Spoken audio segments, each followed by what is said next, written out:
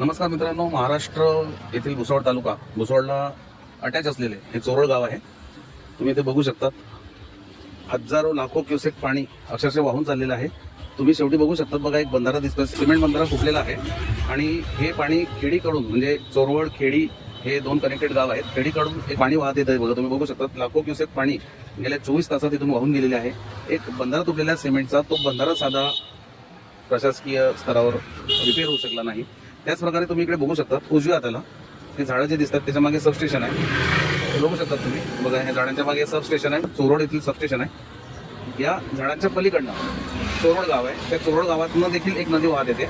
म्हणजे इकडनं खेडी आणि इकडनं चोरवड अशा दोन नद्यांचा संगम या ठिकाणी होतो आणि या ठिकाणी लाखो क्युसेक पाणी गेल्या 24 तासामध्ये वाहून गेलेले आहे. अक्षरशः सगळ्यात महत्त्वाचं, या दोन बंधाऱ्यांचं जर प्रॉपर पद्धतीने अडवणूक झाली पाण्याची तर फेब्रुवारी एंडपर्यंत किंवा मार्चच्या स्टार्टिंगच्या आठवड्यापर्यंत या भागातील विहिरींना, म्हणजे येथील शेतकऱ्यांच्या ज्या विहिरी आहेत, खेडी परिसरातील असो किंवा चोरवड परिसरातील असो किंवा कुरे परिक्षेत्रातील असो, या संपूर्ण एरियामध्ये जे शेतकरी आहेत त्या शेतकऱ्यांच्या विहिरीचं पाणी स्तर जे आहे, पाण्याचा जो स्तर आहे, पाण्याचा जो स्रोत आहे, तो स्रोत मार्च महिन्याच्या दुसऱ्या आठवड्यापर्यंत पण कंटिन्यू असतो. फक्त या एवढ्या एका छोट्याशा कामामुळे बघा तुम्ही बघू शकता शेवटी सिमेंट बंधारा तुटलेला आहे.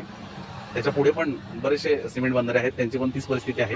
आणि इकडनं उजव्या भागाकडनं सबस्टेशनच्या मागची जी भिंत आहे तो चोरवडकडून येणारी नदी आहे, तर त्या भागात देखील एक असाच बंधारा आहे, तो देखील तुटलेला आहे. आणि तेथून पुढे पुण्यापर्यंत असे बरेच छोटे छोटे 5 ते 6 सिमेंट बंधारे आहेत, ते देखील तुटलेले आहेत. पाणी अडवा, पाणी जिरवा, त्याच्यानंतर जलयुक्त शिवार, ह्या सगळ्या गोष्टी असं वाटतंय की यावर्षी कागदावरच राहून गेलेले आहेत. कुठल्याही प्रकारचं खोलीकरण कुठल्याही नाल्यांचं किंवा नद्यांचं ग्रामीण भागामध्ये झालेलं नाहीये आणि त्याच्यामुळे हे लाखो क्युसेक पाणी हे अक्षरशः वाहून चाललेलं आहे. तुम्ही बघू शकता बघा, हे सबस्टेशन आहे, तुम्ही बघू शकता हे पाणी कसं वाहून जातंय बघा. हे उजव्या हाताला भुसावळ मिलिटरी स्कूल आहे. भुसावळ मिलिटरी स्कूलला लागून हे पाणी पुढे जातं आणि नंतर साकेगावला वाघोन नदीला मिळतं. आणि सगळ्यात महत्वाचं, शेतकरी पूर्ण कुऱ्हा परिक्षेत्रातले शेतकरी, चोरवड परिक्षेत्रातले शेतकरी, खेडी, त्यानंतर शिरपूर कन्हाळा, पूर्ण त्या भागातले शेतकरी जे आहेत, सगळ्यांच्या विहिरींचं पाणी पळवलं या ठिकाणी या छोट्याशा चुकीमुळे, असं इथे म्हणता येईल. बघू शकता तुम्ही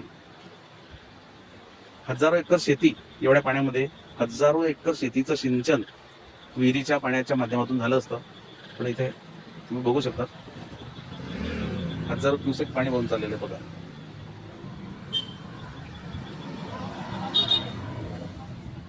चला आता तुम्हाला सबस्टेशनच्या मागच्या साईडला घेऊन जातोय. सबस्टेशन आहे बघा, हे सबस्टेशनच्या मागच्या साईडला जसं आता हे पाणी